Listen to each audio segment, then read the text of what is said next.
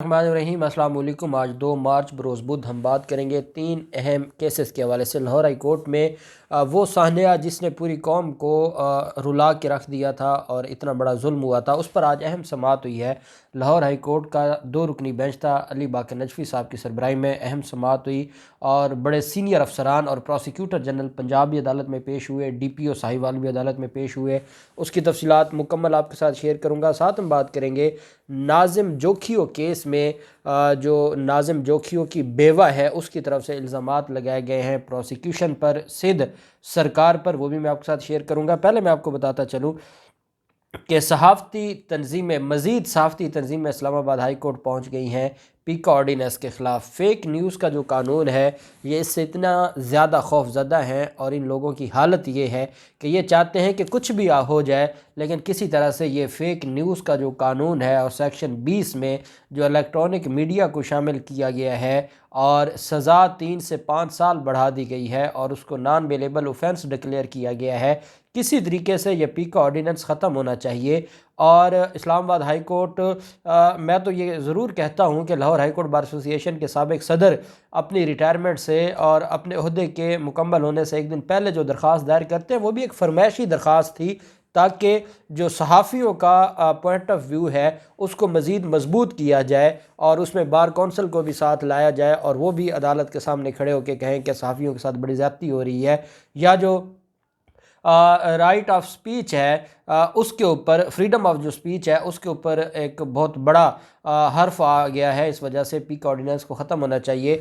اب مزید جو صحافتی تنظیمیں ہیں یہ اسلام آباد ہائی کورٹ پہنچی ہے، اس میں پی be a P N S, C P N ای اور باقی جو چھوٹی تنظیمیں ہیں صحافیوں کی، یہ عدالت میں انہوں نے چیلنج کیا ہے اور صحافتی تنظیموں نے منیر ملک صاحب، سینئر ایڈوکیٹ ہیں منیر ملک صاحب، ان کے ذریعے یہ درخواست دائر کی ہے اور پیکا ترمیمی آرڈیننس کو چیلنج کیا، جس میں وفاق بذریعہ سیکرٹری کابینہ، وزارت اطلاعات، وزارت آئی ٹی اور وزارت قانون کو فریق بنایا گیا ہے۔ درخواست میں موقف اپنایا گیا ہے کہ آرڈیننس کی سیکشن 2 اور 3 کے جاننے کے حق کے منافی ہے، سیکشن 2 اور 3 عوام کے جاننے کے حق کے منافی ہے۔ ترمیمی آرڈیننس آئین کے آرٹیکل 19A میں دیے گئے بنیادی حقوق کے منافی ہے۔ میں نے آپ کو بتایا تھا آرٹیکل 9 یہ کہتا ہے کہ ہر شخص کی جو جان مال اور اس کی جو ڈگنیٹی ہے، ڈگنیٹی جو ہے کسی بھی پاکستانی کی، آرٹیکل جو 9 ہے کانسٹیٹیوشن آف پاکستان کا، اگر ہم آرٹیکل 19A کا حوالہ دیں گے، فریڈم آف سپیچ کی بات کریں گے، تو آرٹیکل 9 بھی اسی کانسٹیٹیوشن کا ہے اور آرٹیکل 9 جو ہے سیکیورٹی آف پرسن کی بات کرتا ہے، اس میں لائف بھی ہے، اس میں پراپرٹی بھی ہے، اس میں ڈگنیٹی بھی ہے۔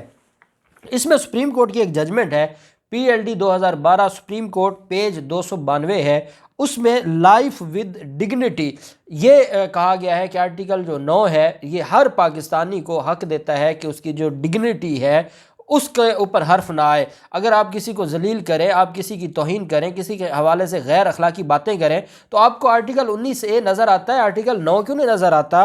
پی ایل ڈی 2012 میں سپریم کورٹ نے کہا کہ citizen who is constitutionally under the obligation to be loyal to state, the constitution and the law, whatever his status may be, also remains under the command of the constitution to have an honored place amongst the nations of the world.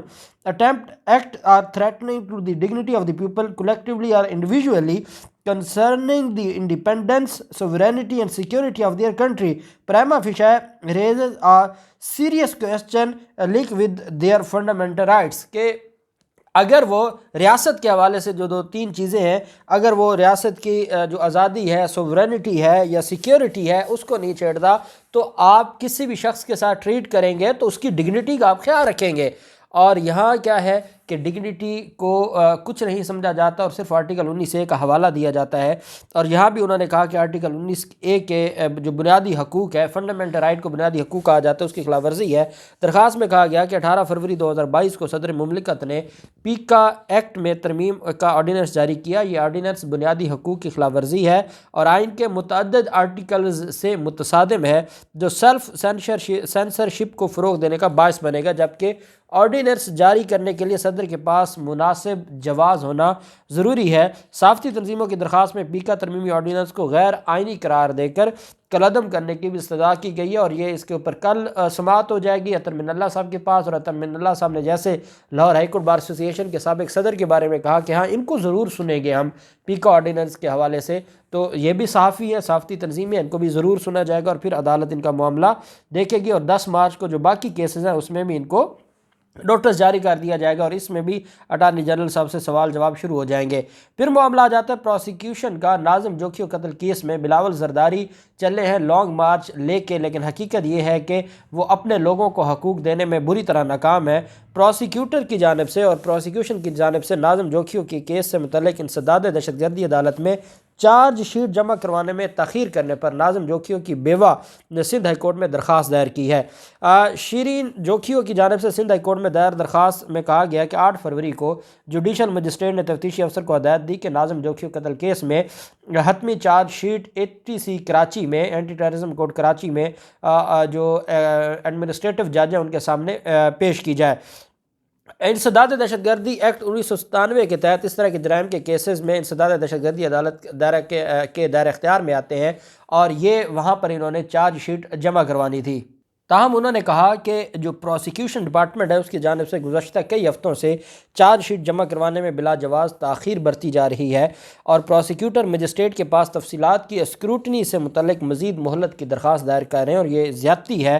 جب تک اس سارے معاملے کو نہیں دیکھا جائے گا، جب تک عدالتیں سارے معاملے پر سخت فیصلہ نہیں جاری کریں گی، یہ سارا معاملہ ہوگا۔ درخواست گزار نے کہا کہ چارج شیٹ کئی ہفتوں سے پروسیکیوٹر جنرل آفس سندھ کے دفتر میں پڑی ہوئی ہے۔ انہوں نے کہا کہ سندھ کے حکمران سیاسی جماعت سے تعلق رکھنے والے ملزمان کی جانب سے ان پر سمجھوتہ کرنے کے حوالے سے بھی دباؤ ڈالا جا رہا ہے۔ انہوں نے کہا کہ جواب دہندگان جو رسپونڈنٹس ہیں براہ راست اور بالواسطہ ملزمان سے تعاون کر رہے ہیں، اور انہوں نے اس خدشے کا بھی اظہار کیا کہ ان کی اور ان کی بچوں کی زندگی کو بھی خطرہ ہو سکتا ہے، اس وجہ سے ان کے خلاف کارروائی کی جائے۔ عدالت سے کہا کہ ایک تو پروسیکیوشن کو حکم جاری کیا جائے کہ وہ جلد از جلد جو چلان ہے وہ عدالت میں سبمٹ کروائے، ساتھ جو سیکرٹری داخلہ ہیں سندھ کے ان کو کہا جائے کہ وہ مجھے اور میرے بچوں کو سیکیورٹی دیں، کیونکہ MPA MNA خود قاتل ہیں اور وہ سندھ سرکار کے لوگ ہیں، اور وہ دباؤ اور پریشر، اور انہوں نے ووٹ آف کانفیڈنس کے لیے نو کانفیڈنس کے لیے ووٹ لینا ہے، تو ایک MPA MNA کو وہ اور کتنا ان کی خدمت میں نہیں جھکیں گے۔ آپ جانتے ہیں کہ جو جام کریم ہے وہ MNA ہے اور وہ بھاگا ہوا ہے۔ لاہور ہائی کورٹ میں آج بڑی اہم سماعت ہوئی سانحہ سیال کورٹ کے حوالے سے، اور جو ملزمان کو بری کیا گیا تھا اس کے خلاف اپیلوں پر سماعت ہوئی، اور یہ پنجاب حکومت کی اپیلیں ہیں۔ سانحہ ساہیوال کیس میں پولیس اہلکاروں کی بریت کے خلاف درخواستوں پر سماعت۔ عدالت نے تمام گواہان کو تحریری جواب جمع، جو منحرف گواہ تھے ان کو تحریری جواب جمع کروانے کا حکم دیا۔ عدالت کا DPO ساہیوال علی ضیاء کو ہر سماعت پر پیش ہونے کا بھی حکم دیا گیا۔ جسٹس علی باقر نجفی صاحب اور جسٹس فاروق حیدر پر مشتمل بینچ نے پنجاب حکومت کی اپیل پر سماعت کی۔ بیان سے منحرف ہونے والے جو مدعی مقدمہ جلیل، سابق DPO ساہیوال علی ضیاء سمیت تمام ملزمان اور پروسیکیوٹر جنرل پنجاب رانا عارف کمال نون عدالت میں پیش ہوئے۔ جسٹس علی باقر صاحب نے پروسیکیوٹر جنرل پنجاب سے مکالمہ کرتے ہوئے کہا کہ آپ نے 1 دسمبر 2021 کا جو فیصلہ ہے، تحریری حکم ہے، وہ پڑھا ہے۔ پروسیکیوٹر جنرل نے کہا کہ میں نے تفصیل سے تو نہیں پڑھا، لیکن عدالت کی جو اس میں احکامات تھے وہ میں نے ضرور پڑھے ہیں۔ علی باقر نجفی صاحب نے کہا کہ ساہیوال کا واقعہ سرعام ہوا، ویڈیوز بنائی گئیں، لوگوں نے دیکھا، تمام میڈیا نے دکھایا، ساری چیزیں قوم کے سامنے آئیں، اور اس کے باوجود جو ملزم ہے وہ بری ہو گئے۔ عدالت کا تحریری حکم لکھا گیا۔ محمد وسیم بطور گواہ اپنے بیان سے مکر گیا۔ تحریری حکم میں لکھا ہے IG پنجاب کو وسیم اکرم کو تحفظ فراہم کرنے کا حکم دیا تھا، کیونکہ وسیم نے کہا تھا کہ پولیس والوں نے ہم پر دباؤ ڈال کے جو وہ گواہ ہمارا بیان تھا اس سے منحرف ہونے کا کہا تھا، اور لاہور ہائی کورٹ نے کہا کہ ہم نے یہ حکم جاری کیا IG کو کہ اس گواہ کو آپ نے تحفظ دینا ہے۔ پروسیکیوٹر جنرل پنجاب نے کہا سر یہی وجوہات تھیں جس پر آپ کی معاونت مانگی گئی، DPO عدالت میں موجود ہے، ان سے بھی پوچھا جا سکتا ہے۔ 24 گواہ تھے، تمام مکر گئے۔ جسٹس علی باقر نجفی صاحب نے کہا گواہ مکر گئے، جو بھی ہوا اس کا معاشرے میں بڑا امپیکٹ گیا ہے۔ پروسیکیوٹر جنرل پنجاب نے جواب دیا کہ اس پر جناب کوئی دو رائے نہیں ہے، اسی وجہ سے پنجاب حکومت نے اس پر اپیل دائر کی ہے۔ جسٹس علی باقر نجفی صاحب نے کہا جب گواہ مکر جائیں تو کیا ان کے خلاف کارروائی ہو سکتی ہے۔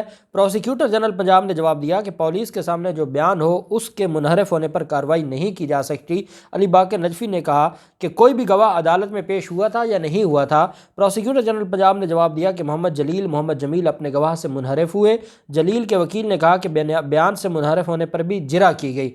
جسٹس علی باقر نجفی صاحب نے کہا جلیل، جمیل، افضال، ذوالفقار علی، وسیم عدالت میں موجود ہیں۔ جلیل کے وکیل نے کہا کہ نعیم فوت ہو چکا ہے، باقی گواہ موجود ہیں۔ جسٹس فاروق حیدر صاحب نے کہا کہ جلیل نے جب ٹی وی پر بیان دیا وہ بھی بیان ہے، گواہ نے انٹرویو میں بیان دیا کہ میرے سامنے سارا وقوع ہوا، وہ بھی بیان ہے۔ ہائی کورٹ میں جلیل نے درخواست دائر کی تھی، وہ بھی ٹرائل کورٹ میں پیش کی جا سکتی تھی۔ پروسیکیوشن نے گواہوں کے انٹرویو والے بیانات کیوں پیش نہیں کیے؟ پروسیکیوٹر جنرل پنجاب نے کہا کہ تفتیشی افسر کے خلاف بھی کوئی کارروائی نہیں کی گئی۔ پنجاب حکومت نے محض 2 ملزم رمضان اور سیف اللہ کی بریت کو چیلنج کر رکھا ہے۔ ٹرائل عدالت نے ملزم صفدر حسین، احسن خان، رمضان، سیف اللہ، حسنین اور ناصر کو بھی بری کر دیا تھا، لیکن ان ملزمان کی بریت کو بھی چیلنج نہیں کیا گیا۔ عدالت نے کہا، لاہور ہائی کورٹ نے، کہ یہ جو سارے معاملات ہیں یہ بتاتے ہیں کہ پولیس والے اپنے پیٹی بھائیوں کو بچانے میں مصروف تھے۔ ڈی پی او خود اس معاملے میں انوالو تھے، وہ گواہان پر جو دباؤ ڈال کے ان کو منحرف کروا رہے تھے۔ جو گواہ ٹی وی پر اور انٹرویو میں بیان دیتے ہیں اور کہتے ہیں کہ ہم نے یہ سارا کچھ آنکھوں سے دیکھا، وہ بعد میں کیسے مکر سکتے ہیں؟ تفتیشی افسر کے خلاف کارروائی نہیں کی گئی۔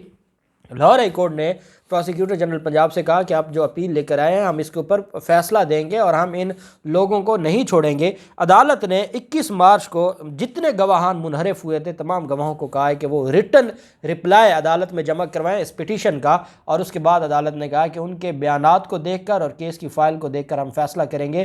معاملہ بہت اہمیت اختیار کر گیا ہے کیونکہ یہ سانحہ ساہیوال وہ تھا جو دن دہاڑے معصوم لوگوں کو قتل کیا گیا، اور یہ ایک طرح سے وہ لوگ جو محافظ تھے وہ دہشت گرد بن گئے اور انہوں نے قتل کیا، لیکن کیونکہ وہ پولیس کے لوگ تھے انہوں نے کیسے مینج کیا، لیکن پنجاب حکومت نے اس معاملے کو آگے اٹھایا اور لاہور ہائی کورٹ تک یہ معاملہ پہنچا، اور اب لاہور ہائی کورٹ اس معاملے کو انشاءاللہ منطقی انجام تک پہنچائے گی۔ اللہ پاک پاکستان کا حامی و ناصر ہو۔ بہت شکریہ۔ اللہ حافظ۔ پاکستان زندہ باد۔